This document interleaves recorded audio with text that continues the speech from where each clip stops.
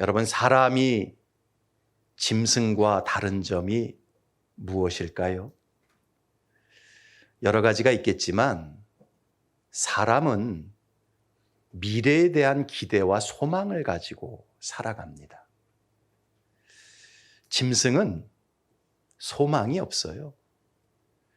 짐승은 그저 당장 육신의 만족, 육체에 필요한 것들만 채워주면 전혀 불평이 없고 원망이 없습니다. 그러나 사람은 좀 다르지요. 현재에 아무리 먹을 것이 있고 입을 것이 있어도 우리 각자 안에는 미래에 대한 기대와 소망이 있습니다. 그 소망이 우리 인생을 이끌어가는 동기가 되어집니다. 그래서 사람 안에 품고 있는 그 소망이 산 소망이냐 죽은 소망이냐, 이것에 따라서 그 인생이 점점 사는 길로 나가기도 하고요, 점점 죽는 길로 나가기도 합니다. 사람은 근본적으로 빵만으로 사는 존재가 아니에요. 내가 어떤 소망을 붙잡고 살아가느냐, 소망을 품고 살아가는 존재인 것입니다. 냉동 컨테이너에서 일하는 어떤 남자가 있었어요. 이 남자가요, 금요일 오후 저녁이 다 되었을 때 냉동 컨테이너에 볼 일이 있어서 잠시 들어갔다가 그만 컨테이너 문이 닫히고 만 거예요. 이 컨테이너는요, 만들어지기를 밖에서는 문이 열려도 안에서는 문이 열리지 않는 그런 컨테이너입니다. 그러니 이 사람이 얼마나 순간 당황하고 놀랐겠습니까? 그 컨테이너 문을 두드리면서 누구 없냐고, 밖에 누구 없냐고, 나 좀 꺼내달라고 소리를 질렀습니다. 그런데요, 그때가 금요일 오후였고요, 사람들은 거의 다 퇴근한 상황이었어요. 그러다 보니까 아무리 컨테이너 문을 두드리고 소리를 질러도 누구도 이 사람을 문을 열어주러 오는 사람이 없었습니다. 자, 이 사람은 점점 불안해지기 시작합니다. 점점 내가 이러다가 죽을 수 있겠구나, 그런 생각을 합니다. 아니나 다를까 점점 몸은 추워오고요, 그렇게 그 사람은 거기서 얼어 죽게 되어졌어요. 그렇게 시간이 흘러서 월요일 아침에 그 회사의 직원들이 출근을 해서 냉동 컨테이너를 점검하다가 그 컨테이너 안에 얼어 죽은 그 남자를 발견하게 됩니다. 그런데 너무 재밌는 사실은요, 그 냉동 컨테이너의 전원이 꺼져 있었다라는 거예요. 그리고 컨테이너 자체가 상당히 컸기 때문에 3일 정도는 충분히 그 안에서 숨을 쉴 수 있었다라는 거지요. 그럼에도 불구하고 이 남자는 냉동 컨테이너 안에서 얼어 죽었던 것입니다. 여러분, 왜 얼어 죽었을까요? 죽은 소망을 철석같이 붙잡고 믿었기 때문입니다.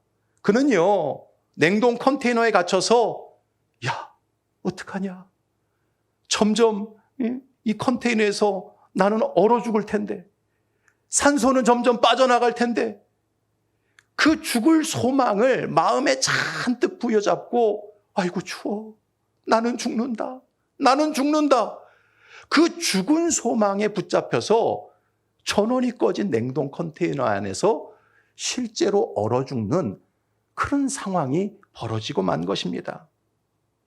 여러분, 그 사람은 추위가 얼어 죽인 게 아니라 죽은 소망, 그것을 붙잡고 그것을 철석같이 믿은 그것이 그 사람을 얼어 죽게 만든 것이었습니다. 여러분, OECD 국가 중에서 대한민국이 수년째 1위를 하는 불명예스러운 1위가 있죠. 그게 뭡니까? 자살률이죠. 우리나라가 뭐 세계적으로 대단하다, 많은 사람들이 한국을 칭송한다, 요즘 유튜브 보면 그런 국뽕 영상들이 얼마나 많습니까? 그럼에도 불구하고 OECD 국가 중에서 우리나라의 자살률이 지금 수년째 1위를 하고 있어요. 제가 예전에 어떤 뉴스를 보니까요, 우리나라에 자살을 내가 생각해 본 적이 있다라고 대답한 사람이 총 670만 명이라는 보고를 본 적이 있어요. 그러니까 우리나라가 한 5,100만 정도 되는데 그중에 한 670만 명 정도가 평소에 확 죽어버릴까? 나 자살할까? 이런 생각을 하고 산다는 거예요.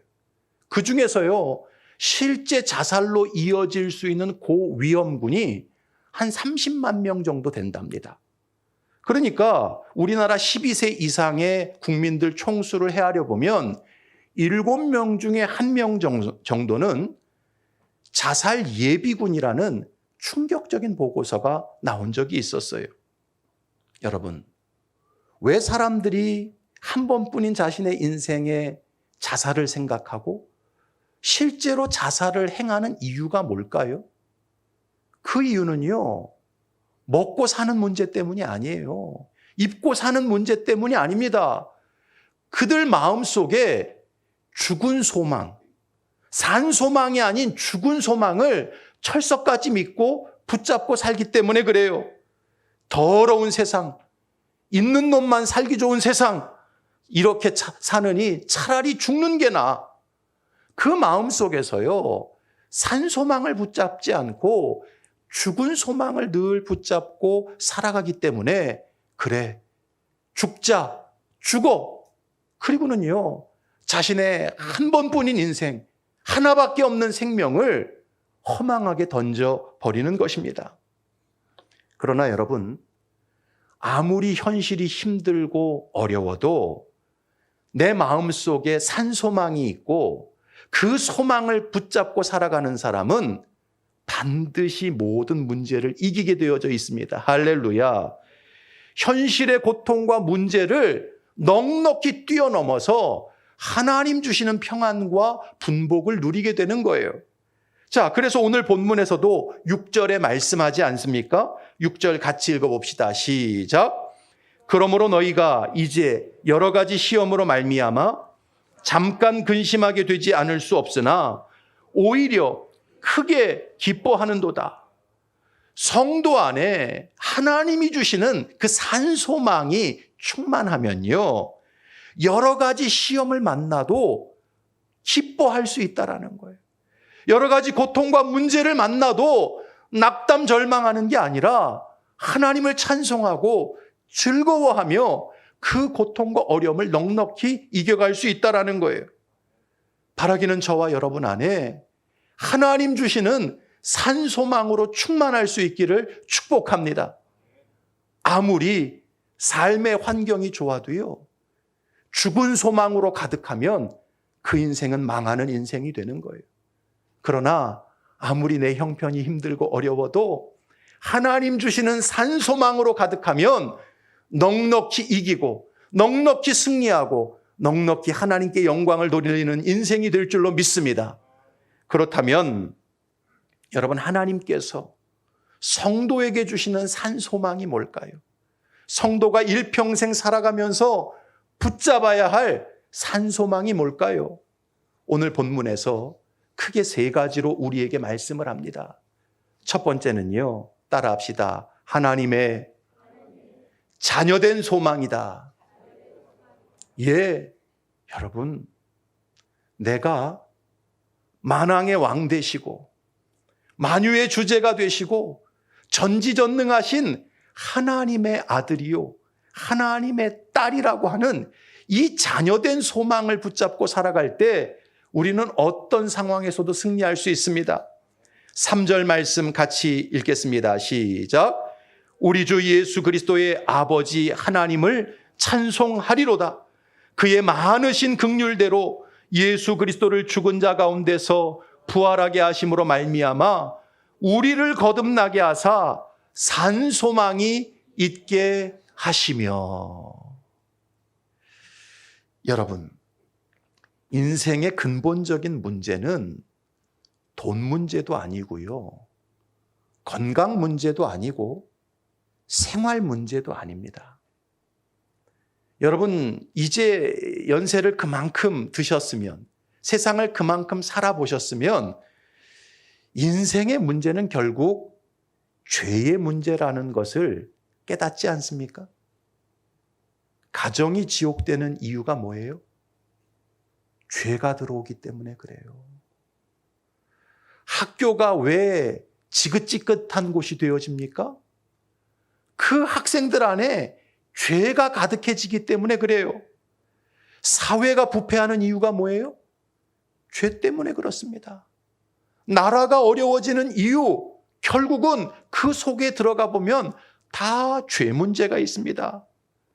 우리가 일상에서 연일 만나게 되는 사건, 사고, 아주 흉악한 이야기들, 그 배후에는 뭐가 있는 거예요? 다 죄 문제가 그 안에 있는 것입니다. 여러분, 이 죄가 태초부터 하나님과 인간 사이의 관계를 끊어놓았고 사람과 사람 사이의 관계를 다 망쳐놓았습니다. 이 죄가 사람 몸에 생로병사, 질병을 가져왔고 가난과 저주와 비참을 가져온 것입니다. 여러분, 이것에 대해서 자신 있게 아니라고 말할 수 있는 사람 있어요? 인류의 불행 자체가 죄로부터 왔다라는 것에 대해서 반기를 들 수 있는 사람 있습니까? 한 사람도 없어요.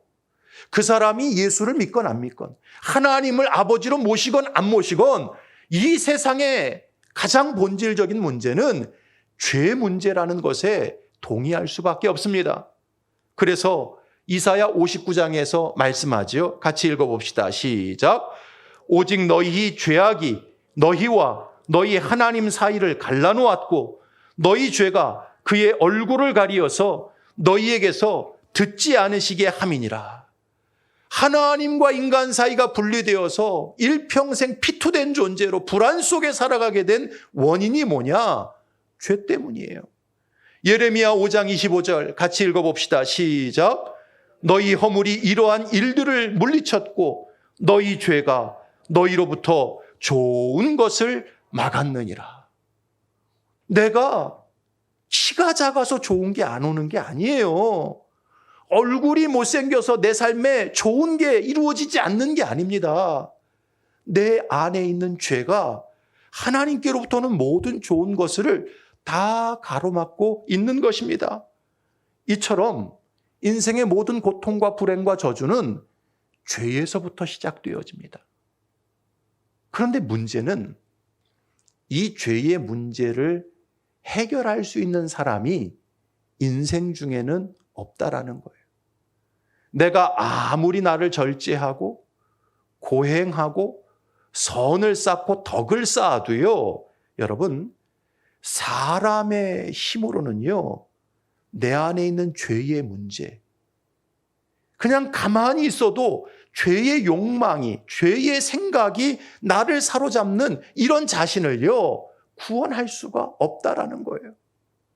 여러분, 그래서요, 불교계의 아주 큰 스님으로 알려진 성철 스님, 일평생 금식하고 면벽수독하고 여러분 앉아서 돌을 닦았던 그 성철 스님이 마지막 열반송을 어떻게 외웁니까?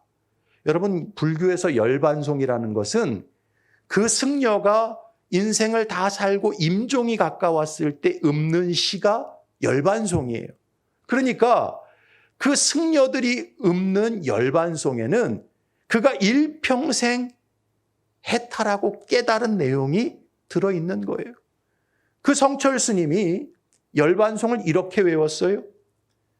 생평기광 남녀군, 일생 동안 미친 남녀의 무리를 속여서 미천죄업 과수미, 수미산을 덮은 죄업이 하늘에 가득 채웠다. 화람아비 한만단, 산채로 아비지옥에 떨어져서 한이 만갈래나 된다. 일륜토홍 괴벽산 한 송이 꽃이 붉음을 내뿜으며 푸른 산에 걸렸도다. 딱 들어봐도 이게 좋은 내용은 아니죠. 예. 죄가 수미산을 덮는다는 거예요. 수미산은 불교 신화에 나오는 산인데 세상에서 가장 높은 산이 수미산이에요. 내가 일평생 수많은 남녀를 속였고 내 죄가 이 수미산을 다 덮고 있다. 그렇게 열반송을 외웠어요. 이 성철 스님에게는요, 출가하기 전에 낳았던 딸이 있어요. 20대의 젊은 나이에 낳았던 딸이 있습니다. 필희라는 딸이에요. 그리고 나서는 출가하고서 53년 동안 연락을 끊고 살았어요. 그러다가 죽기 임종 직전에 이 필이라는 딸을 만나고 그 필이에게 유언과도 같은 글을 씁니다. 거기에 이런 내용이 있어요. 내 죄는 산보다 높고 바다보다 깊은데 내 어찌 감당하랴. 내가 80년 동안 포교한 것은 헛것이로다. 우리는 구원이 없다. 값을 해결할 자가 없기 때문이다. 피리와 54년을 단절하고 살았는데 죽을 임종시에 찾게 되었구나. 피리야, 내가 잘못했다. 내 인생을 잘못 선택했다. 그리고는 맨 마지막에 나는 지옥에 간다. 그게 자기 육신으로부터 나온 필이라는 딸에게 유언과도 같은 편지로 쓴 내용에 나와 있어요. 여러분, 죄의 문제는요, 이 세상에서 아무리 사람들이 존경하고 추앙하는 종교인이라 할지라도요, 스스로 그 문제를 해결할 수 없는 거예요. 하나님께서는 이 사실을 아시고 독생성자 예수 그리스도를 인간의 몸을 입혀 이 땅에 보내시고 저와 여러분이 받아야 할 모든 죄값을 십자가에서 다 담당하셨습니다. 할렐루야. 그 죄값으로 음부에까지 내려가셔서 죽음을 맛보시고 성령의 역사로 3일 만에 다시 부활하셨습니다. 할렐루야.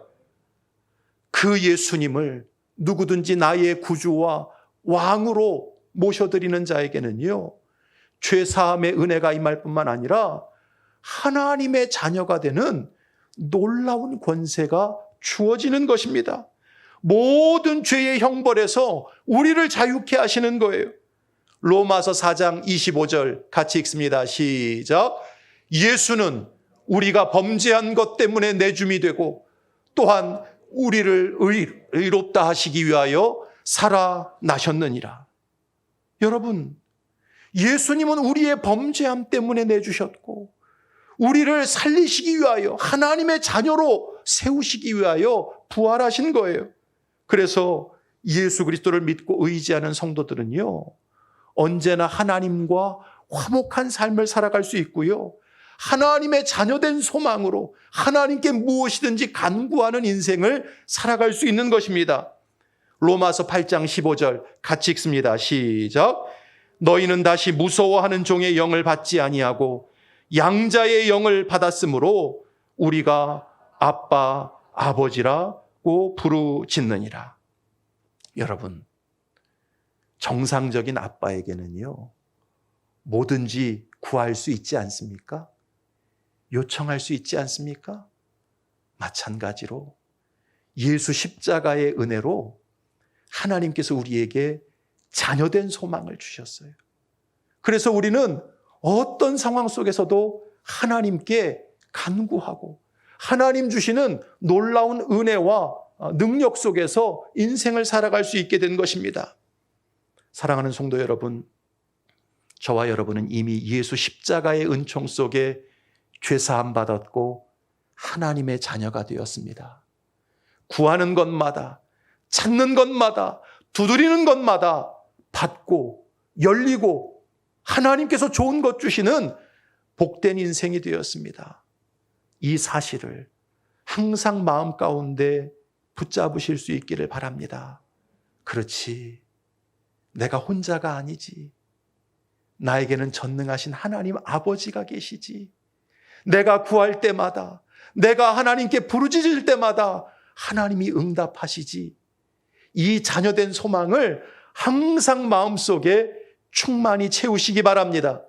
그럴 때 어떤 인생의 고통과 문제 속에서도 넉넉히 일어날 수 있는 새 힘을 얻게 될 줄로 믿습니다. 두 번째로 우리가 붙잡아야 할 산 소망은 무엇이냐? 따라합시다. 천국 소망이다. 4절 말씀 같이 읽겠습니다. 시작. 썩지 않고 더럽지 않고 쇠하지 아니하는 유업을 잊게 하시나니 곧 너희를 위하여 하늘에 간직하신 것이라. 여러분, 하나님께서 성도들에게 주시는 두 번째 산 소망은요, 단순히 이 땅에서 잘 먹고 잘 사는 잠깐의 복이 아닙니다. 허망한 소망이 아니에요. 그림자처럼 사라지는 소망이 아닙니다. 영원토록 썩지 않고 더럽지 않고 쇠하지 않는 하나님의 나라, 천국을 우리에게 소망으로 주셨습니다. 성도는요, 비록 이 땅에서 두 발 딛고 살아도 언제나 이 천국 소망으로 가슴에 충만해야 합니다. 그럴 때 우리는요, 어떤 상황 속에서도 하나님 주시는 평안과 행복을 누릴 수 있어요. 이 천국 소망이 그 속에 있는 사람은 삶의 고통과 문제가 있어도요, 넉넉히 그 천국 소망 안에서 극복할 수 있고 하나님께서 주시는 분복을 누릴 수 있습니다. 그러나 이 천국 소망이 없는 사람은 아무리 이 땅에 좋은 것을 내가 쥐고 있어도요, 늘 불안할 수밖에 없고요, 결국 근심에 빠지는 인생이 될 수밖에 없는 것입니다. 옛날 영국과 미국 사이를 증기선 여객기가 다닐 때 있었던 일이었습니다. 한 번은 영국에서 미국으로 출발한 증기선이 대서양을 건너는데 큰 파도가 일어나고 풍랑이 일어나면서 배가 위태한 상황이 되고 말았습니다. 그때 그 배 안에 탔던 모든 승객들은요, 두려워합니다. 근심합니다.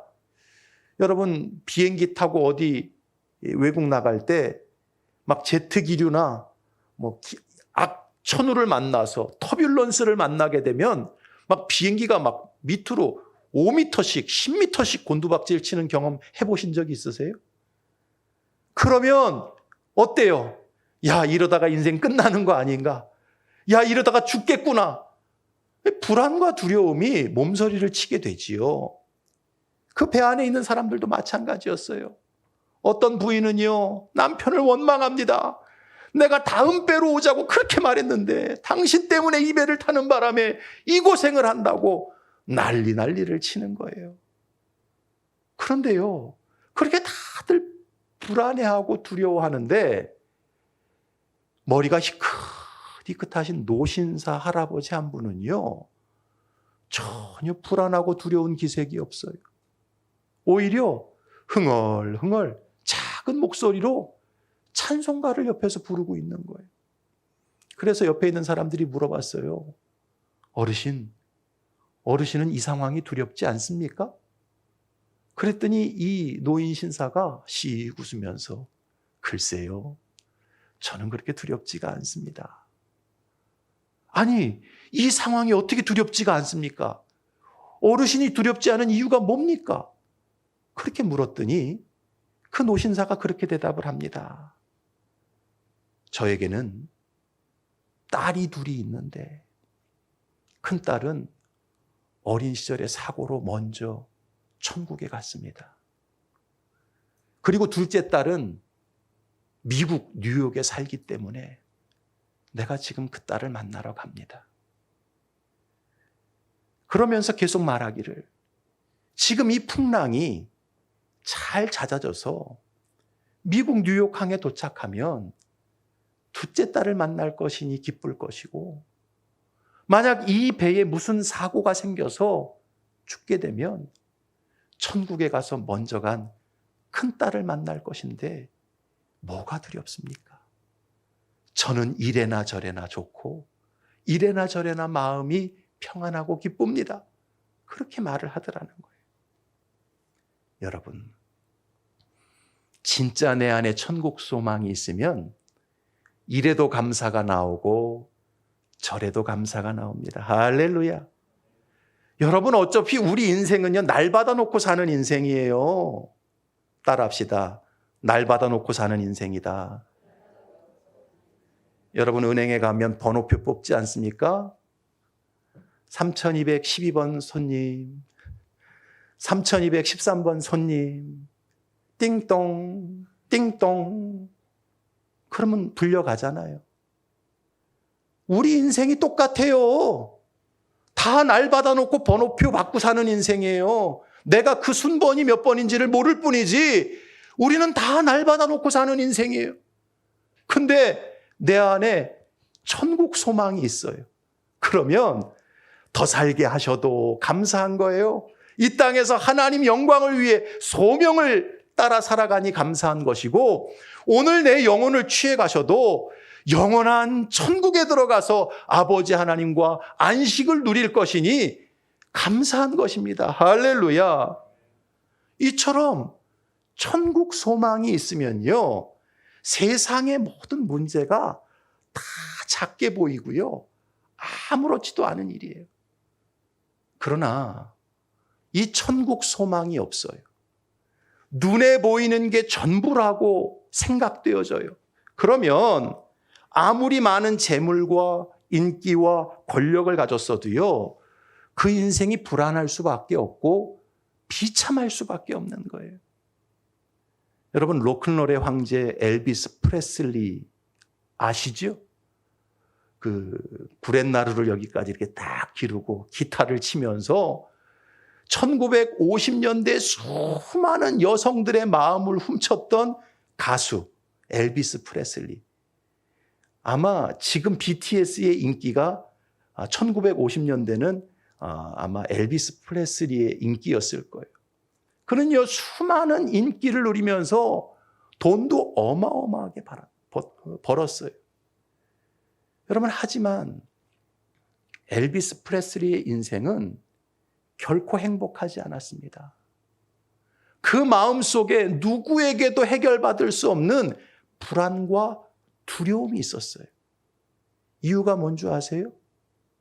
그 엘비스 프레슬리의 엄마가, 이 엘비스 프레슬리가 5살이 되었을 때 무당을 찾아간 적이 있었어요. 점쟁이를 만나러 간 적이 있었습니다.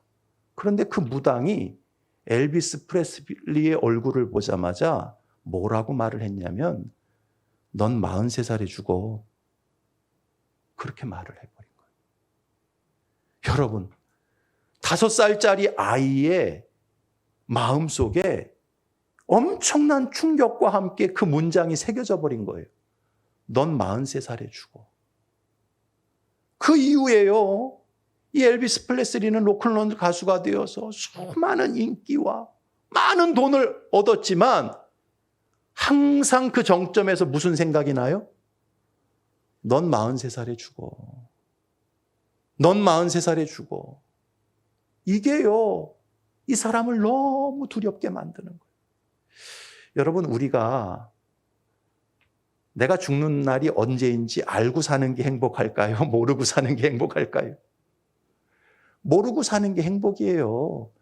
내가 언제 죽는다 그걸 알고 살면요, 살아있는 내내 불안한 거예요. 살아있는 내내 삶을 어떻게 할 수가 없는 거예요. 그래서 43살에 죽는다는 그 불안감, 그 두려움 때문에 술과 마약과 여자의 탐닉을 하며 인생을 삽니다. 그렇게 개차반같이 인생을 살다가 진짜 43살에 이 엘비스 프레슬리가 운명을 달리하게 됩니다. 여러분, 천국 소망이 없잖아요. 그러면 무당 말 한마디에도 인생이 무너지는 거예요. 누가 뭐라 그러면, 인생의 어떤 파도가 나에게 닥쳐오면 평안을 다 잃어버리고요, 두려움 속에 침몰할 수밖에 없는 것이 연약한 인생인 것입니다. 그러나 오늘 죽어도 나는 영원한 아버지 집에 간다, 천국 소망이 있으면 항상 담대할 수 있는 거예요. 할렐루야. 언제나 기뻐하고 언제나 즐거워하며 살아갈 수 있는 것입니다. 요한복음 14장 1절로 3절 같이 읽습니다. 시작. 너희는 마음에 근심하지 말라. 하나님을 믿으니 또 나를 믿으라. 내 아버지 집에 거할 곳이 많도다. 그렇지 않으면 너희에게 일렀으리라. 내가 너희를 위하여 거처를 예비하러 가노니 가서 너희를 위하여 거처를 예비하면 내가 다시 와서 너희를 내게로 영접하여 나 있는 곳에 너희도 있게 하리라. 할렐루야. 하나님께서 이 땅에서 우리에게 생명 주셨으면 그 생명의 기간 동안 주님 뜻 이루며 내게 맡겨주신 소명 잘 감당하면 되는 것입니다. 오늘 불러가시면 내 천국 맨션이 이제 완성되었구나. 그 믿음 가지고 할렐루야 찬송하며 요단강 건너 아버지 집에 들어가면 되는 것입니다. 할렐루야. 여러분, 저와 여러분은 예수 안에서 영원한 천국과 영원한 생명을 기업으로 받은 사람입니다. 내 안에 천국이 있다라는 이 사실을 항상 마음으로 기억하시고 이 소망 가운데 인생을 살아가실 수 있기를 축복합니다. 그러면 그림자 같은 이 세상 그렇게 힘들지 않습니다. 그렇게 원망스럽지 않아요. 하나님 주시는 은혜 속에 찬송 부르며 내게 주어진 소명 감당하다가 주님 부르시는 날 넉넉히 천국에 들어가게 되는 것입니다. 이 천국 소망으로 승리하는 저와 여러분이 되시기를 주님의 이름으로 축복합니다. 마지막 세 번째로 우리가 붙잡고 살아야 할 소망은, 산 소망은 따라합시다. 최후 승리의 소망이다. 5절 말씀 같이 읽겠습니다. 시작. 너희는 말세에 나타내기로 예비하신 구원을 얻기 위하여 믿음으로 말미암아 하나님의 능력으로 보호하심을 받았느니라. 하나님이 지금 그 능력으로 우리를 보호하고 계십니다. 할렐루야. 아들을 십자가에 내어주시기까지 사랑하시는 그 사랑이 지금도 저와 여러분을 눈동자처럼 지켜보고 계세요. 비록 내가 약하고, 비록 내가 어리석고, 비록 내가 부족해서 넘어질지라도 하나님은 능력으로 우리를 붙잡고 계시고 결국 최후까지 승리하게 하시는 하나님이십니다. 하나님으로 인하여 우리는 결국 승리합니다. 할렐루야. 이 최후 승리의 소망이 있는 사람들은요, 아무리 인생이 지금 힘들고 어려워도 이것은 과정이라는 것을 알고 있어요. 하나님이 결국 합력하여 선을 이루시리라고 하는 분명한 믿음이 있기 때문에 모든 인생의 싸움에서 이기고 승리하게 되는 것입니다. 사막을 지나가던 경비행기가 사막 모래 폭풍을 만나서 그만 사막 한가운데서 추락하고 말았어요. 그 비행기 안에는요, 사업을 크게 하는 사업가의 아들이 타고 있었습니다. 그래서 이 사업가가 구조대를 보내서 이 경비행기를 찾기 시작했어요. 결국 사막 한복판에서 경비행기의 잔해와 그 조종사의 시신을 발견하게 되었습니다. 그런데 아무리 뒤져봐도 이 사업가의 아들은 그 비행기 잔해 주변에 보이지가 않는 거예요. 그 순간 이 아들이 살아있구나, 그런 생각을 하게 되었습니다. 그리고는 이 사업가가 하나님 앞에 기도합니다. 하나님, 제발 제 아들을 살려주십시오. 찾을 수 있게 도와주십시오. 기도합니다. 그때 어떤 사람이 이 사업가에게 그렇게 말을 해요. 만약 당신의 아들이 사막 어딘가에 살아있다고 한다면 지금 그 아들이 가장 힘든 부분은 고독감일 것입니다. 외로움일 것입니다. 이 사막에서 죽을 수도 있다라고 하는 그 불안함일 것입니다. 그런 얘기를 해줘요. 그래서 이 사업가가요, 그 말을 듣자마자 전단지를 수만 장을 만듭니다. 그리고는 경비행기를 가지고서 그 전단지를 사막에다 뿌리기 시작을 해요. 여러분, 그 전단지에 이 사업가가 여러 말을 쓰지 않았어요. 딱 한 문장 썼어요. 내 아들아, 아빠는 너를 사랑한다. 그 한 문장을 써서 수만 장의 전단을 사막에 뿌린 거죠. 결국 그 상태에서 이 아들을 수색하고 찾는 중에 결국 발견하게 됩니다. 이 사업가의 아들이 이 아빠의 품에 안겨서 나중에 그렇게 말을 해요. 아빠, 사막에서 탈진했을 때 아빠가 뿌린 전단지를 봤어요. 저는 아빠가 반드시 저를 찾아올 줄 알았어요. 그 힘으로 버텼어요. 여러분, 우리가 믿는 하나님 아버지는 그 사업가 아버지보다 훨씬 더 우리를 더 사랑하시고 훨씬 더 능력이 많으십니다. 할렐루야. 여러분, 성경에서 하나님이 우리를 얼마나 끔찍하게 사랑하시는지 이사야 49장 15절에 말씀합니다. 같이 읽어봅시다. 시작. 여인이 어찌 그 젖 먹는 자식을 잊겠으며 자기 태에서 난 아들을 긍휼히 여기지 않겠느냐. 그들은 혹시 잊을지라도 나는 너를 잊지 아니할 것이라. 여자는요, 간혹 자기 태에서 난 자식을 잊어버릴 수 있어요. 외면할 수 있어요. 그러나 우리 하나님 아버지는요, 결단코 저와 여러분을 외면하지 않으시고 잊지 않으십니다. 할렐루야. 히브리서 13장 5절 말씀 같이 읽습니다. 시작.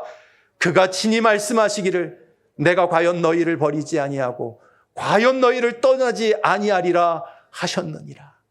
전능자가 나를 버리지 않고 나를 떠나지 않는다는데 우리가 어떻게 실패할 수 있겠습니까? 우리가 어떻게 무너질 수 있겠습니까? 성도 안에는요, 하나님의 놀라운 사랑과 그 능력으로 인하여 최후 승리의 소망이 있는 것입니다. 여러분, 이 소망을 날마다 마음으로 붙잡으실 수 있기를 바랍니다. 합력하여 선을 이루시는 하나님을 온전히 신뢰하실 수 있기를 바랍니다.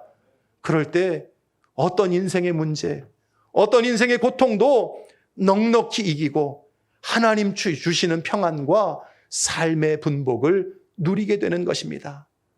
이런 복된 삶으로 나아가는 우리 거룩한 세마포교회 모든 권속들 되시기를 주님의 이름으로 축원합니다.